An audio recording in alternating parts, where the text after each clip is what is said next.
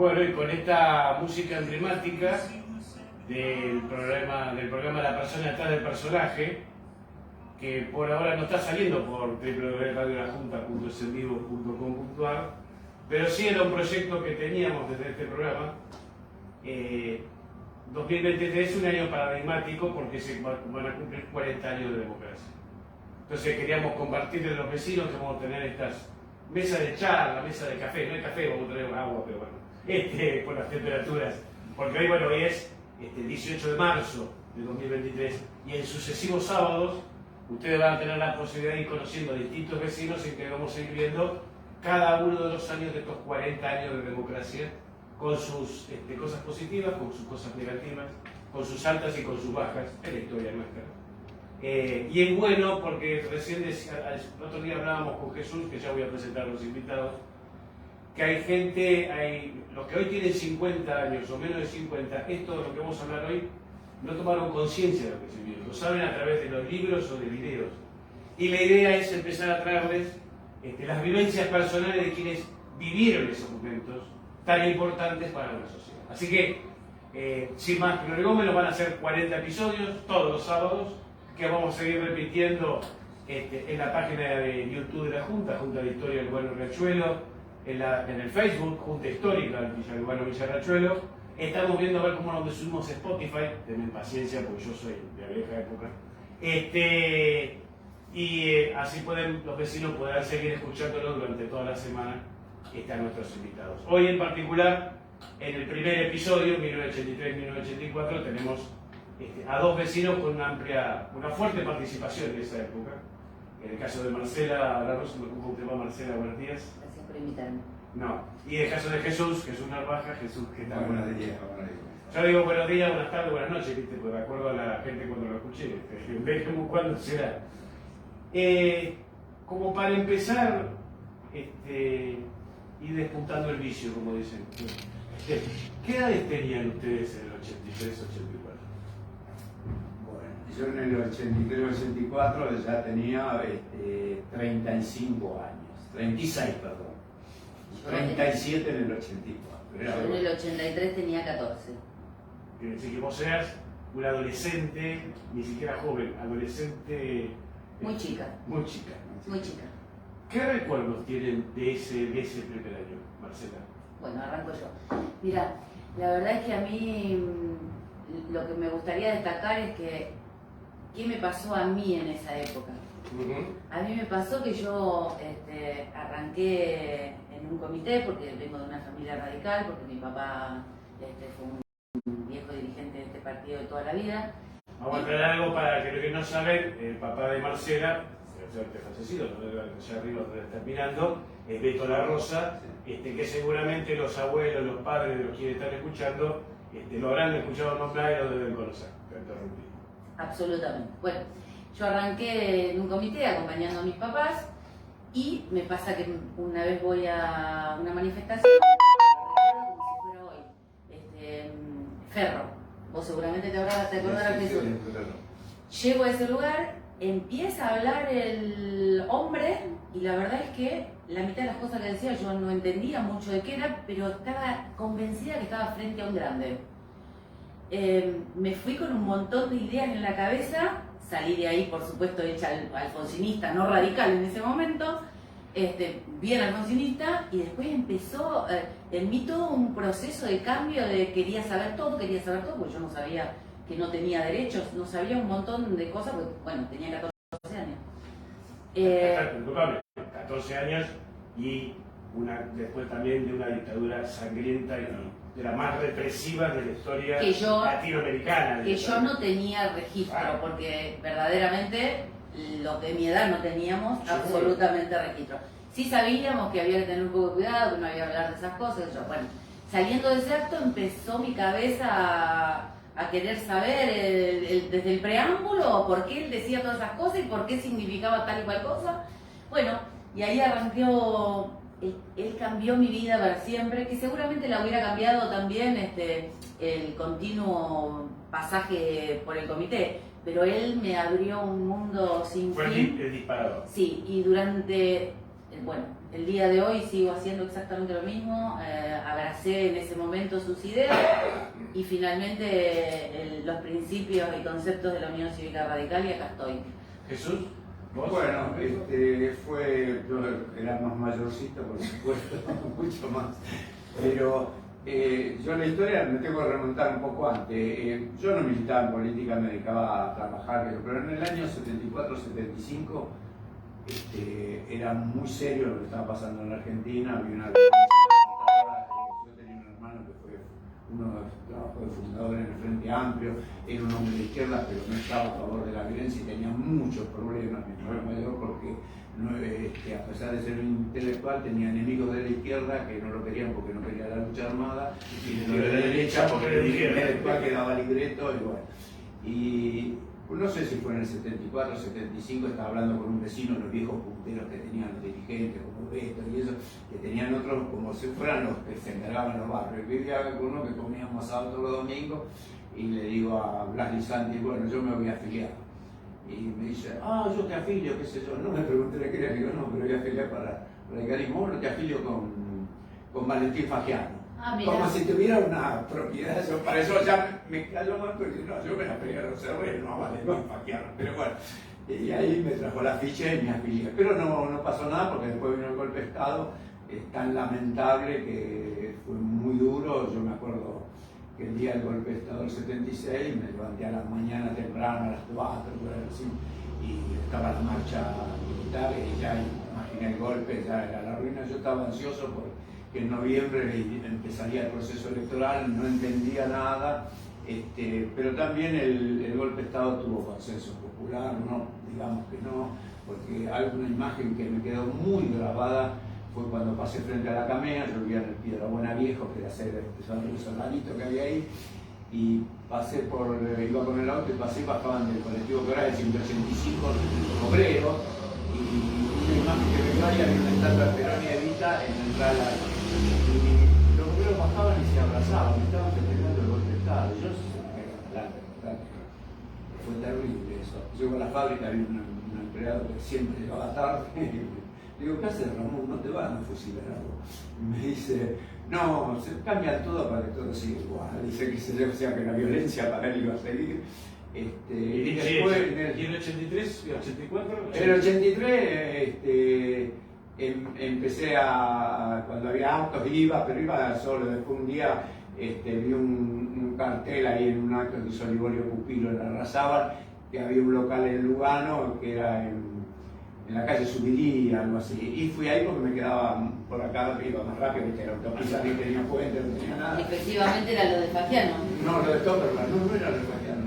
Subiría y... porque era Echandía, tenés razón. Subiría y...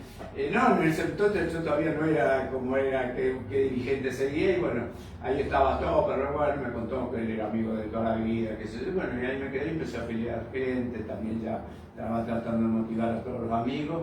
Y bueno, empezó eso. Alfonsín yo seguía lo que más me interesaba era ver cómo terminaba el ciclo de interrupciones democráticas, que digamos la del 76 era muy difícil llevar adelante, pero yo esperaba que hubiera un proceso democrático siguiendo a eso, pero si no eras violento, si no estabas de algún lado de la violencia, y estar en el medio era muy difícil porque todos te trataban mal. O sea, la izquierda decía que eras un de derecha, y lo de la derecha decía que eras un zurdo, ¿viste? Era muy difícil explicar las posiciones políticas. Después tuve tiempo trabajando en las cooperadoras de los colegios, de acá Pilar, la famosa, hay una cooperadora que funcionaba muy bien. Y bueno, en el 73, yo ya anteriormente, en los años 70, me gustaba, que tenía la fórmula Alfonsín Storani, que después fue Valer. Me gustaba, lo había escuchado varias veces y en el fondo me encantaba Alfonsín. Después cuando lo vi en los actos y qué sé yo, que se creó la Federación de Voz y esas cosas, me sorprendió porque lo encontré más magnificado todavía. Por supuesto la posición de la Malvinas me había parecido correcta, la que tenía Alfonsín, que era ir contra la corriente y... Digamos, sí, hay algo que destacar. Que tomamos los sufrimientos que tuvimos, sí, la guerra de Malvinas fue vamos a destacar algo que llegamos al 83 también, y eso es parte de la historia, claro. pero que suba a compartir conmigo. Llegamos al 83 por el desastre de Malvinas, y ya veníamos de un desastre de lo que es derechos humanos, la cantidad de desaparecidos y gente asesinada. De un desastre de lo que fue la parte económica con Martínez de Oz, que destruyó la industria nacional. Multiplicaron por 7 la deuda. La deuda externa. que había dejado más temas Y a que nosotros saben nos de dejó la para arriba. y A nosotros nos dejó y con el para bolsillo arriba. para afuera, Sí. como Mimito. Y después la locura de, es decir, venía desprestigiado, la locura de Malvinas Aceleró los tiempos. aceleró los tiempos, y yo siempre lo rescato porque yo hice el servicio militar de instrucción en el tren de infantería de la Tablada, que en la época de Alfonsín Sí. fue destruido, bueno, por los guerrilleros, también por otros soñadores, otros locos, donde el sueño no tenían nada. Y 3 de mis compañeros todavía están allá en Malvinas. Con lo cual, el tema de Malvinas, para cierta generación, por lo menos para mi generación, el que lo vivió es muy fuerte. ¿Sí? Y para mi generación también, porque si bien yo tenía, en ese momento tenía, no sé, 12 años, 13, sí, igual sí, lo cierto es que amigos míos de Claro. 17, de 18 y yo fueron, seguro, y la verdad que siempre se rescata, o por lo menos nosotros rescatamos, que en algún momento se hizo un afiche que decía hubo uno que no fue.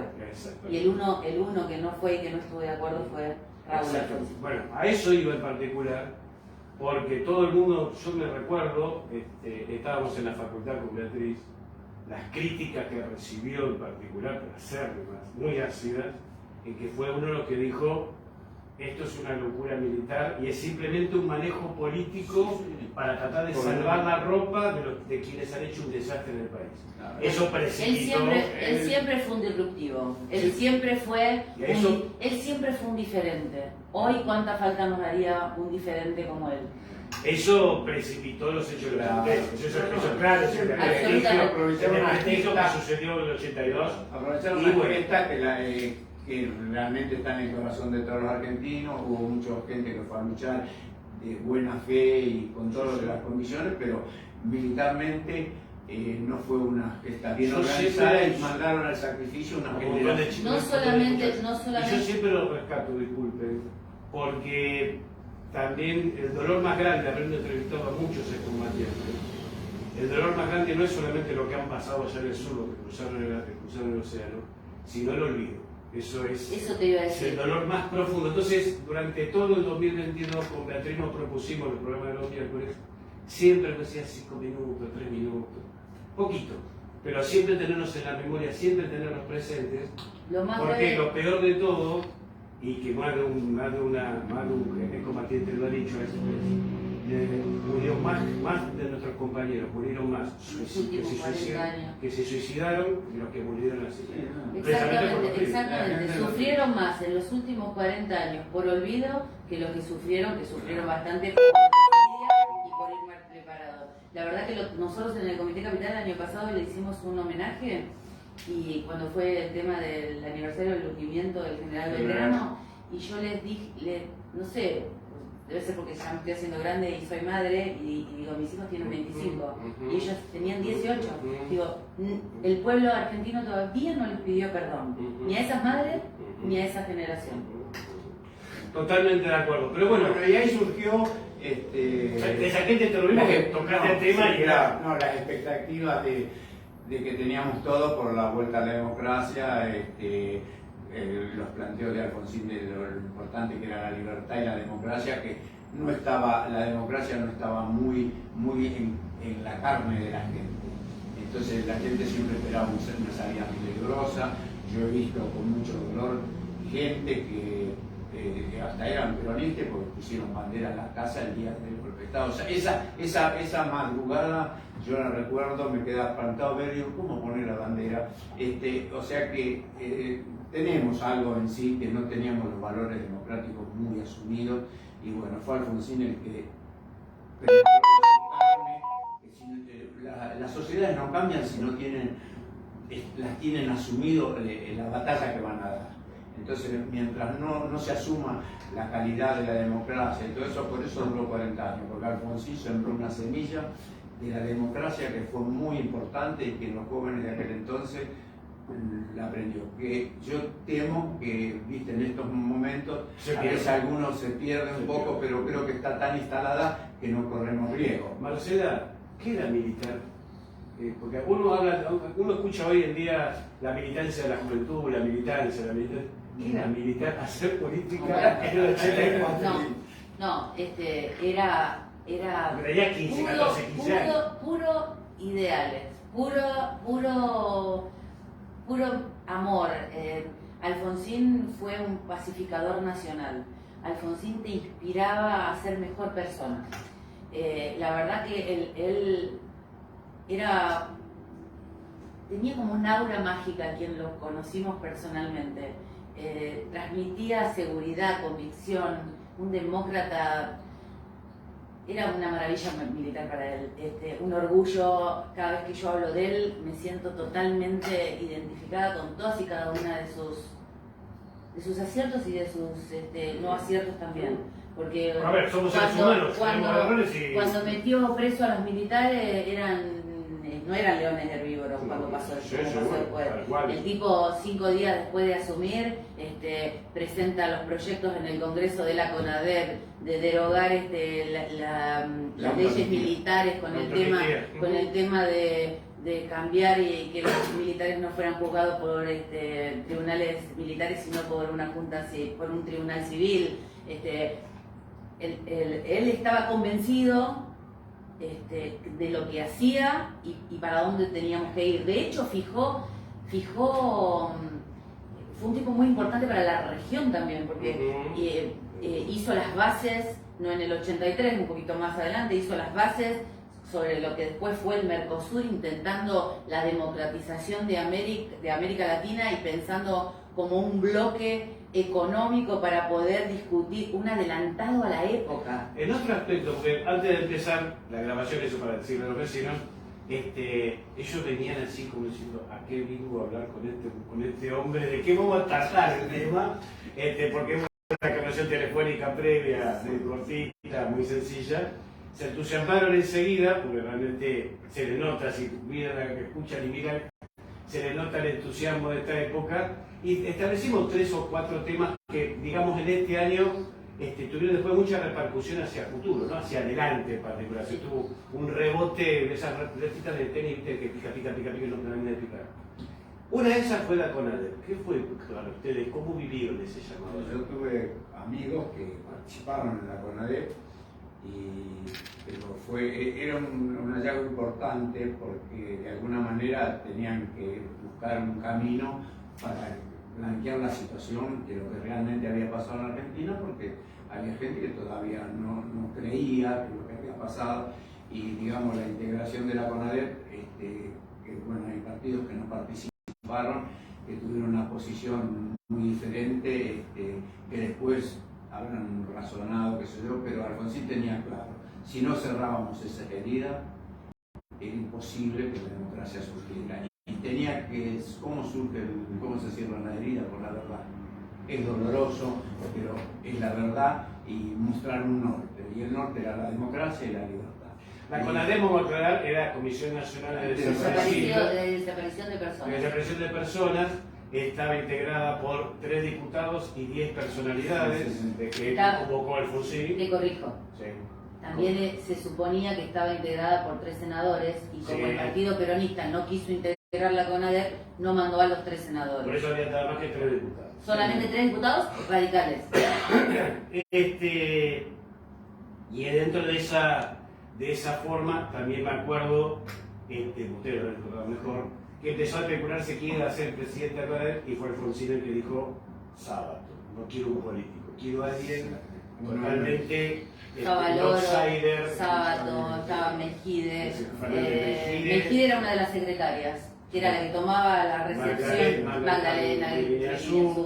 Bueno, como mi amigo era comisario de la Federal, que tuvo uno retirado, por supuesto, estuvo preso por no querer entregar un detenido, por blanquearlo, y lo llevaron. Después la historia de él está ya fallecido, lo que sobrevivió, entonces él era el único que estaba ahí por participar ahí, se murió sin tener la obra social de la policía porque se lo negaban.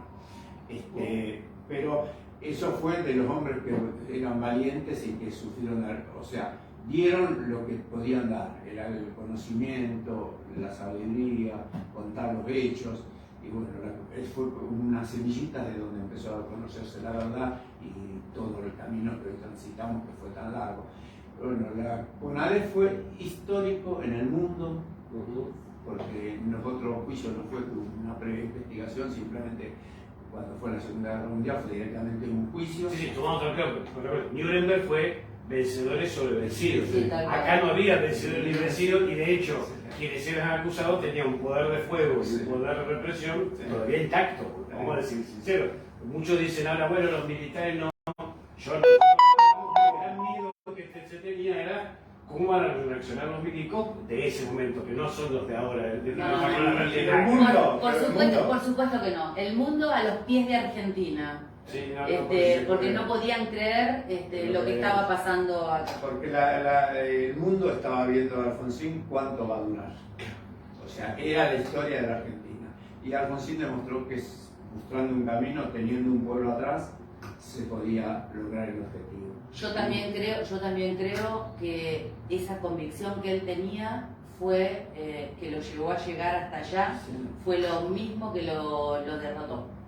Porque él, al hacer el tema, todos los temas eran de una trascendencia y de una renovación y de un cambio y de una impronta tan fuerte que, bueno, le pasó la ley Grimucci, le pasaron distintas cosas que tuvieron que ver con la democracia que él creía que teníamos que sembrar. Hoy en día la gente de menos de 50 años, los menos de 40, algunos quizás son sindicalistas, son delegados gremiales, ¿no? Que es una actividad que es necesaria porque es parte de la vida democrática de una sociedad. No sabe lo que era lo que fue la ley Murray. Era la democratización sindical. Y lo lamentable de esa ley es que por Alfonsín no acceder a las exigencias de un senador que estaba dispuesto, pues, Zapac, a cambio de que le dé el honor, el manejo de centrales, que era entregarle un manejo administrativo a alguien que no era excelentemente confiable. Dicen que el día de la votación, que fue ese voto el que sirvió, tenía dos discursos. Si le daban todas las cosas relacionadas con la economía que él quería, votaba a favor y tenía el discurso para justificar. Y ese fue uno de los diseños para justificar el no. Y democratizar los gremios, donde hay gremios únicos como en Argentina, era necesario. En otros países hay gremios por empresa, la libertad gremial es intensa. Se llama ley Murray porque el primer ministro de Trabajo fue el doctor Murray, que ya él venía desde el sindicalismo. Después en ese momento yo no lo teníamos presente, nosotros éramos muy chicos como usted, éramos recién estudiantes iniciales de abogacía, de la Facultad de Derecho. Así es. Pero después uno, como se dedicó a lo que es teatro previsional, yo el derecho laboral, los derechos sociales, siempre la seguridad social fue lo nuestro, estudié el tema de ley Murray. Murray ya era delegado sindical, tenía una historia en el medio, y su proyecto no venía la cosa que la sacaron de la galería y lo inventaron, que ya venía elaborado. Pero bueno, es un poco lo que vos dijiste. Eso hizo que ellos conocían que cada gremio estuvo separado en todo el proceso de reorganización nacional. Hizo que se juntaran y armaran la CGT, como la conoce, el triunvirato de la CGT. Y eso fue, de alguna manera, el principio del fin del gobierno de Alfonsín, porque no entendieron a dónde íbamos. Y si vos lo ves en perspectiva al gobierno de Alfonsín, y a Alfonsín en particular, cada vez su figura se agranda más en la historia. Ya, vos comparás con lo que ha pasado en Argentina. No solamente con lo que ha pasado, las ideas claras de a dónde íbamos, la fortaleza de la democracia, lo que él entendía por país, lo que él entendía por región. Él cada vez que él fue figura fundamental en la democracia de los países vecinos. Cada vez que había algún problema o algún levantamiento, alguna cosa, el tipo dejaba su gobierno y se iba allá para ver cómo ayudaba, entregó el gobierno antes en Ahí función estamos. de la democracia. Ahí entramos a otro tema en particular, porque él dijo quizás la falta de gimnasia negociadora conociendo la dinámica o la sinergia de la política argentina, ¿no? Pero más allá de eso, que ya entramos quizás en el detalle y el menudeo, y cada uno de los oyentes y quienes estén escuchando sacará sus conclusiones, y si tomar más información para tomar una posición. Claro, la historia que eso no va a cambiar, no va a ser El cambiado. poder gremial se inició en el año 66 con el golpe de Estado de Aldo Toribia, a donde el Onganía le entregó a las obras sociales, el poder económico, el manejo económico, a los gremios. Entonces generó un monstruo que manejaron una parte importante de la economía, y ese manejo lo que generó el poder sindical fuera un árbitro sin valores democráticos. Sumado a otro tema, porque también se da en esta época, en este primer año, que lo charlábamos con vos, que también fueron leyes que se aprobaron después, pero ya la idea con respecto a lo que es la sociedad civil, ya salgamos de lo político, lo legal. Te lo digo que cuál para vos es la ley que más, el proyecto de ley más importante que largó. La parte social para mí es la patria potestad compartida. Derecho, madre y marco, si querés, en los derechos humanos. Porque los hijos de la democracia no saben lo que era esa situación, que el hombre te dejara y que mandara sobre los chicos y que vos no lo veías nunca más. Ahora es, digamos, parece que todo está hecho y que nada valió y que no hubo ninguna lucha y que la lucha es la paridad en la política. No nos importa los que hacemos política, pero en realidad no. Por supuesto que cuando entran más mujeres a la política es mejor la política porque nosotros tenemos una mirada más empática. Pero nada ha superado ni superará la ley de patria potestad compartida y en segundo término la ley de divorcio. Y eso, en materia de derechos humanos, no hay ni habrá nadie como Alfonsín. Y ¿sabes qué? Vos decís que cada uno sacará sus propias conclusiones. Yo te quiero decir que verdad mata relato. No, sí, seguro. O dato mata relato. Y yo a medida que pasan los años, siento como que Alfonsín hablaba desde un lugar de sapiencia por arriba de los demás. Yo creo que los interlocutores fueron los que no entendieron el mensaje. Obviamente, calculo que Alfonsín tendrá culpa en eso, de no haber sabido la gimnasia de poder comunicarse. Pero hoy es si bien en un momento determinado, precisamente eso van a ser episodios posteriores, yo no quiero dejar de resaltar, no figura, no aparece en este periodo, pero también hubo de parte de la oposición dirigentes que han sido responsables, porque recuerdo muy bien y sé textualmente qué es lo que sucedió cuando fue el famoso primer alzamiento militar que sufre el gobierno democrático de Alfonsín, de Semana Santa.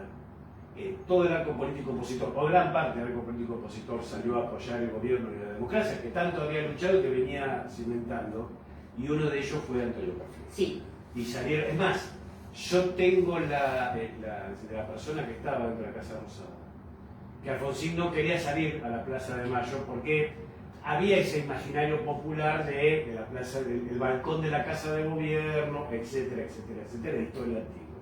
Y el último recuerdo era Galtieri cuando fue lo de Malvinas, con lo cual él no quería atarse una cosa con la otra y no quería invadir. Por eso él, cuando asume en el 83 la presidencia, habla desde el palco del Cabildo. Así es. Para no crear esa confusión. Respetuoso de absolutamente en el imaginario todo. popular. Sí. Que es absolutamente perfecto, uno puede estar de acuerdo con otro.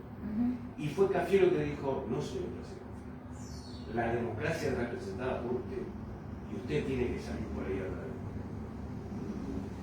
Esos tipos de actitudes, que después uno puede ver en los hechos, quizás si se continúan o no, hacen a acentuar la relación democrática. Sí, Antonio Cafiero fue una pieza fundamental en la relación con el peronismo y era también un demócrata distinto a Alfonsín, pero un demócrata y de ellos absolutamente el mejor por lejos. De hecho, fue uno de los oradores en el entierro de Y Don fue Raúl. el inicio de la renovación renovación que le llaman peronismo y la democratización de la estructura, digamos, filosófica mental del peronismo, que después empezó a dar pasos para atrás, pero bueno, eso es otra historia. El otro aspecto de la historia de este año es el de los aspectos sociales, y por eso lo llamamos a Jesús, porque un amigo en común, Marcelo Pilato, llamamos a Jesús, que él te va a poner al dentro y va a tener más letra. Porque hubo los primeros movimientos, las primeras acciones en lo que es la acción social directa frente a las personas que habían sufrido la economía.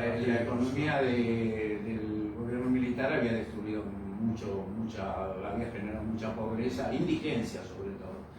Y bueno, Alfonsín ya lo decía en su discurso que iba a crear un programa alimentario nacional, y bueno, fue el PAN, que fue muy bien diseñado, tengo que reconocer, y ahí va, muy bien diseñado en el aspecto de cómo era la organización. Y los otros días, en un reportaje que le hacían a Margarita Barrientos, le preguntaron, Mirta Legrand, le pregunta, ¿cuál fue la mejor acción social de un gobierno? Que yo el de Raúl Alfonsín.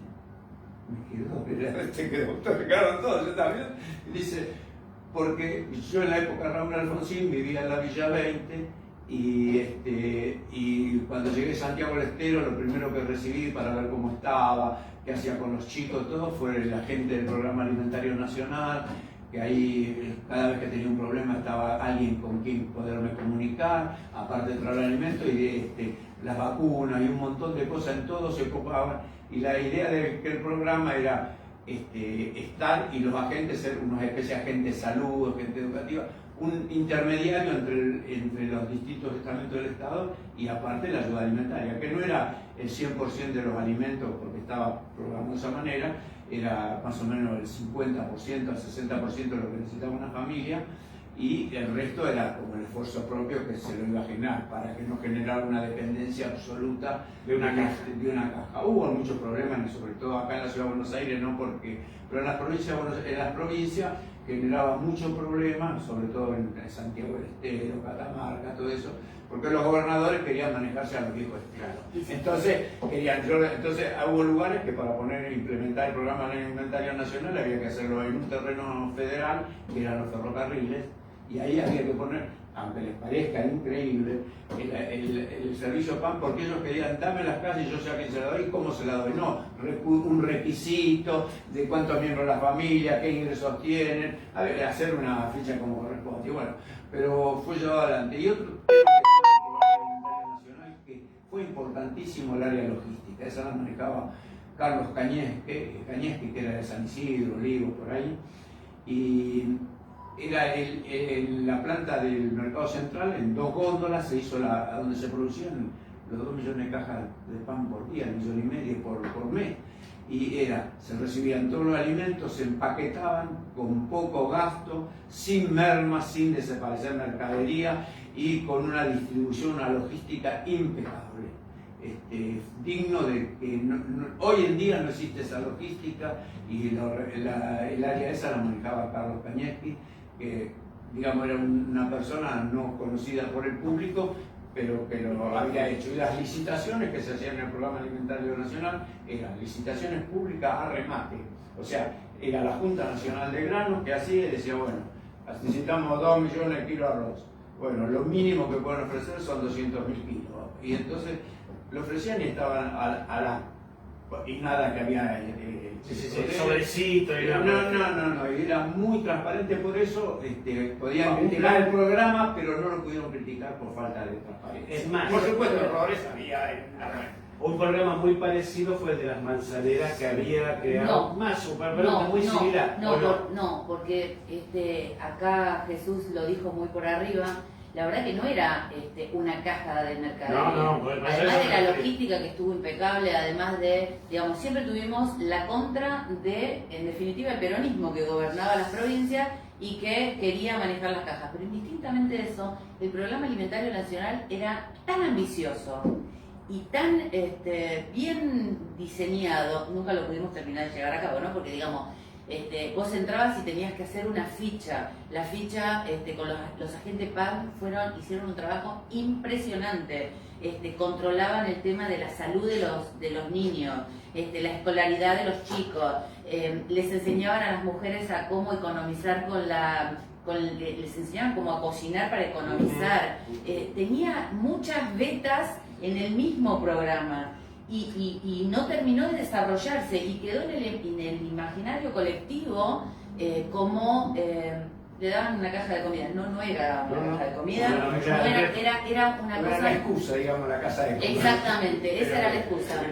Yo recuerdo del Programa Alimentario Nacional y lo que más me sorprendió a mí era que tuvimos que poner micros en los locales PAN porque la vacunación de los niños estaba abandonada. Entonces se hacía con Saavedra 15 y otros lugares donde llevábamos una cantidad enorme de chicos porque no tenían calendario de vacuna. O sea, haber vacunado a todos los chicos, digamos, la caja PAN era la excusa para traer a las madres. Se organizaba a través de ellos. Era el Estado estar cerca de la lo gente que permanentemente. Un día estaba dando una charla en la facultad de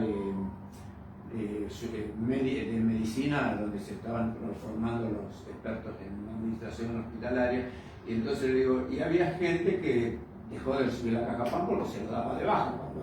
Y dice, pero seguía yendo. Lo importante era el lugar. Dice, no, mire cómo se seguía yendo. Le digo, sí, seguía yendo porque era un lugar de contención también.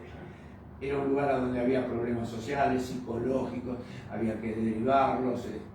De todo tipo. Era una ayuda para que... Orientadora para la familia muy grande. Y eso lo describió bien Margarita Barriento, porque dice, yo tenía muchos problemas, pero mi canal de encontrar la solución era a través de los gente PAN. Y por eso dice, fue lo más grande que yo conocí. Imagínate ese programa ahora en la era de la tecnología. Imbatible hubiera sido, porque en ese momento era todo... Era todo manito.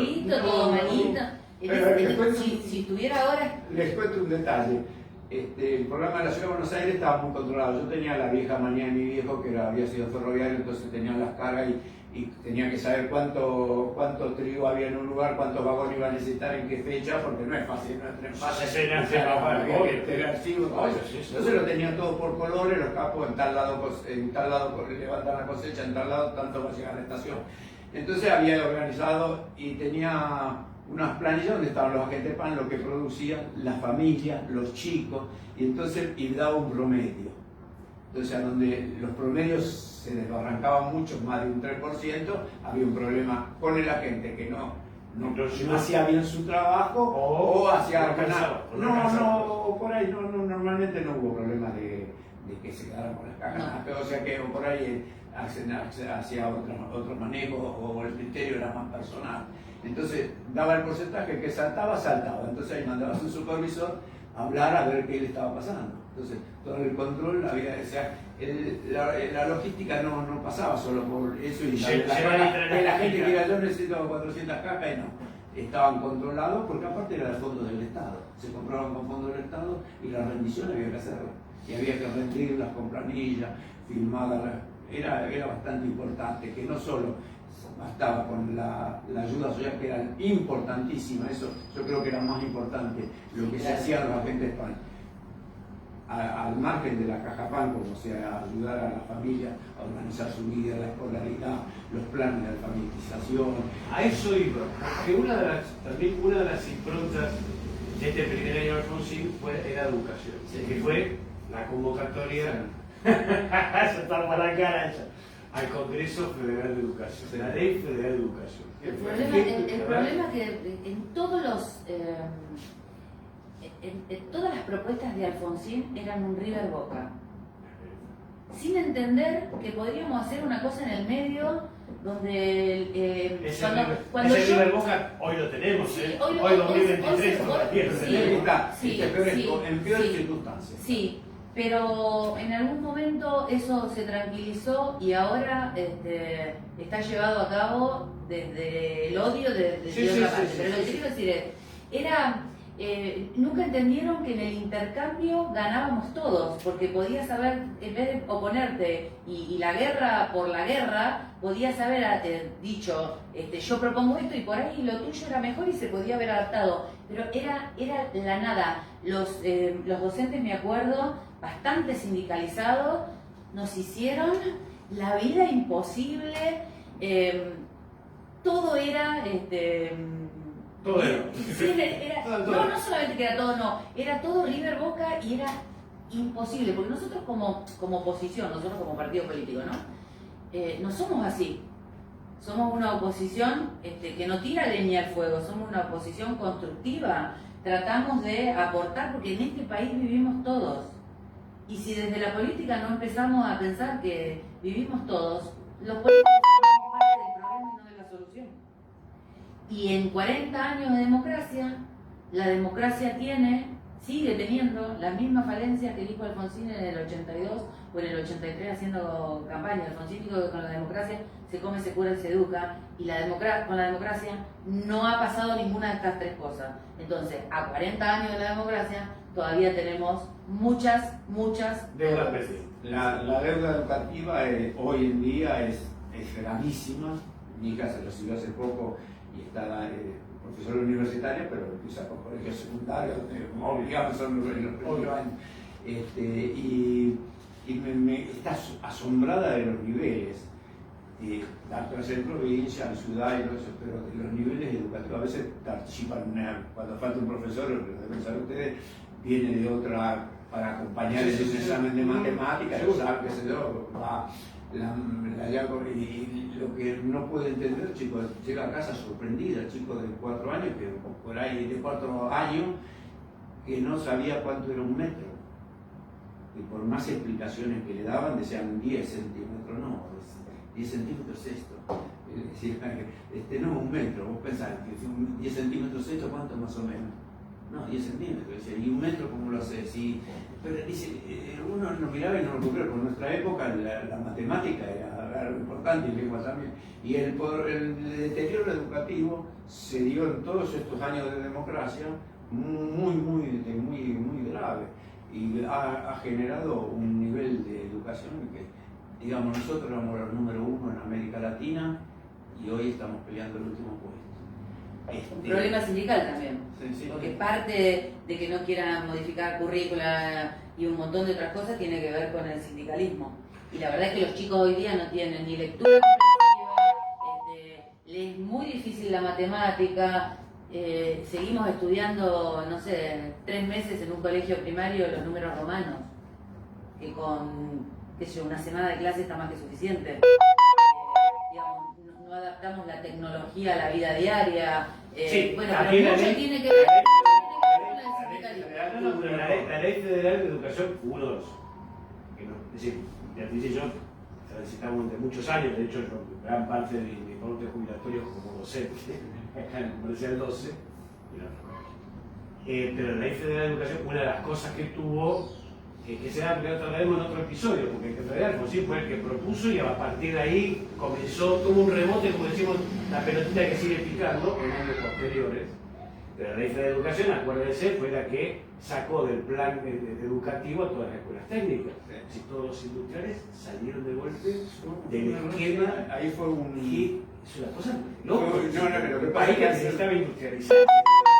aparte de la ley de la educación, en definitiva, no hubo una militancia muy fuerte en el Partido Radical para esos órganos de consultas empezar, sino empezaron a infiltrarse otros valores y, digamos, cuando las votaciones se hacían votaciones, fueron perdiendo, se perdió democráticamente, pero por falta de convicción en la lucha que tuvimos en la Unión Cívica Radical. Bueno, Pero, a ver, toqué el tema, porque fue parte de las ideas de él, que sí, el plan de alfabetización 84. era los centros PAN a la noche funcionaban con gente que venía a trabajar, iba a alfabetizarse, había Nelly Baigorria estaba acá en la ciudad de Buenos Aires y tenían un programa en todos lados y después surgía, dice, mira, en tal lado tenemos 4 personas, ahí hay que ponerlo ya, el centro de alfabetización porque 4 es un muy buen inicio. Y vuelvo a repetirte, quedó en el imaginario colectivo como una caja de alimentos y no fue una caja de alimentos. Lamentablemente no fue una caja de alimentos y hoy día lo podrían levantar y poner en práctica, que estaría espectacular.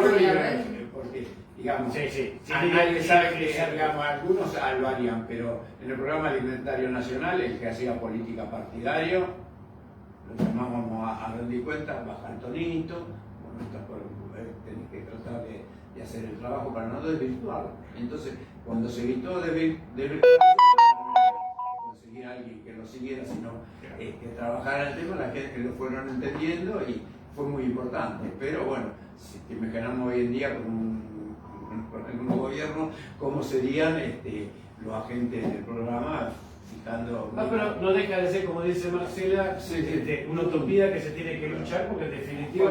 Cuando asume el color de habría que traerlo de nuevo y adaptarlo a los tiempos modernos, porque la verdad que lo que estamos haciendo es la cultura que se está creando no está buena, no estamos yendo a un lugar ni productivo, ni de grandeza, y se ha berretado mucho, y mira, a veces me preguntan, ¿viste? Y te dicen, y los políticos, y te hablan de los políticos, y yo entiendo que la gente hable mal de nosotros, pero la verdad que yo defiendo mi profesión y a lo que me dedico, porque yo amo profundamente lo que hago. Yo trabajo para el bienestar de la gente, de mi barrio, si pudiera del mundo, pero bueno, no se puede, ¿viste? Cuando uno se va haciendo más viejo ya dice, bueno, va bajando de mi ciudad, o de mi barrio, aunque sea. Y la gente... Y hablando del barrio, decirle, porque ya vamos a estar casi una hora hablando, entonces vamos a ir... Invítanos muchas veces. Pero contame una anécdota, algo de tu papá siendo miembro del Consejo Deliberante nuevo también. Mi papá. En el 83. Mi papá, un digno exponente de esos años de la política. Mi papá es el autor del premetro. Mi papá es el autor de la creación de la salita de Soldati, que este año, el día de su cumpleaños, cumple 35 años. Mi papá es el autor de la salita de Piedrabuena, de 220 cuadras de asfalto de Lugano, del proyecto del hospital en Lugano, que ahora, bueno, está en Soldati ahora, porque no me quiero. Pero digamos, mi papá trabajó por este barrio hasta el último día de su vida. Y siempre en política. Sí, siempre política. Siempre política. Pero también tenía la actividad privada que no la descuidaba porque de algo hay que vivir. Sí. Siempre política. Después me acompañó a mí cuando yo fui diputada, pero siempre política. Y la verdad que, no sé, la escuela que está en Cafayate también es de autoría de él, que está a la vuelta de donde, a la parte de ¿Cómo atrás. vivieron este retorno a la democracia, este primer año del Frente de la Democracia? Con mucha actividad. Para nosotros también era todo muy blanco, muy negro, ¿viste? No sé, yo me acuerdo cuando vos dijiste lo de la cara pintada, lanzamiento, todas esas veces nosotros íbamos a la plaza y nos quedábamos ahí, y no sé, yo me acuerdo esa noche de pasarla en la plaza los dos congresos, con mucha energía. Era trabajar, era como la reconstrucción de verdad. Nosotros estábamos convencidos que estábamos reconstruyendo el país y que la política necesitaba de nosotros 24/7, y él era una máquina de trabajar. Sí, es decir, antes, hoy en día, aunque les parezca increíble, yo no estoy activamente en política, estoy colaborando con una dirigente muy importante, pero no quiero participar en cargos, o sea, ya hace 20 años que estoy en eso, pero que hoy en día venga un vecino a tocarte un timbre, acá hay casos de chicos como el centro de gestión que están trabajando muy bien, pero no alcanza, la gente necesita ese contacto que había personas, tenía un problema, está Beto, está Jesús, está fulano. Hoy en día no existe ese contacto, o sea, un legislador ingresa y yo le pregunto, ¿no hay un legislador? No representan a nadie. ¿Sabes qué? No hay un legislador por más grande. En Soldati sabía quién tenía que ir, en Pompeya sabía quién tenía que ir, en Parque cada barrio Patricio tenía su propio... un legislador de distintos partidos que eran eso y hoy no existe. O sea, están algunos en algunos lugares viendo cómo funcionan, pero no son legisladores del barrio, no saben, no existe. Se perdió ese contacto. Mi casa, el contacto humano mi casa se personal. entraba por un portón. El portón de mi casa estaba abierto todo el tiempo. Mi casa era como una puerta giratoria permanente. Y la verdad es que yo sigo atendiendo, yo sí tengo un cargo partidario, soy la vicepresidenta segunda de la Unión Cívica Radical a nivel capital. soy convencional nacional, formo parte del Consejo Federal de la Convención Nacional, representando a la Ciudad de Buenos Aires. Tengo un comité en Escalada y Echandía. Yo sigo atendiendo como hace 40 años atrás, porque eso fue lo que mamé. Y en mi casa, si bien me mudé, en mi casa no tengo puerta giratoria porque hay muchos problemas de inseguridad, pero la gente tiene mi teléfono, sigo funcionando, todo el mundo me llama, y en lo que se puede ayudar siempre estamos para... No, es cierto, porque me pasa a mí, porque, digamos, a diario, entonces, a veces son temas simples, tengo que agarrar el teléfono y marcar 147, y por ahí se lo resuelven, y si no, bueno, dígame que soy bien agente, digamos, ese contacto personal. Sigue habiendo personas y gente, y sobre todo la gente grande, que lo necesita mucho, lo necesita la contención, o sea, o que le expliquen, ¿no? Hay gente que viene y te plantea, ese árbol me molesta, le digo, mira, enojate con quien sea, pero el árbol no puede ser podado, si no tiene ninguna enfermedad, se tiene que mantener 12 metros. Vos lo tenés que tener a 6 metros a la altura de tu casa, te molestan las hojas, pero están los ecologistas de por medio, hay legislaciones que hay que respetar. Hay una realidad. Hay que derramar, no hay que asesinar el árbol. Es más, lo que estamos sufriendo, estas temperaturas, también es consecuencia de no haber cuidado del ambiente que nos rodea. Entonces ahora, no se cuida nada. Parte del problema que tenemos es la tala del Amazonas, cambió el clima en todo el norte de la ciudad. Cada uno va... Y sí, ¿sabes qué? Con la ciudad sacaron todo el empedrado. Exacto. Y eso tres o cuatro grados más que en otro lado.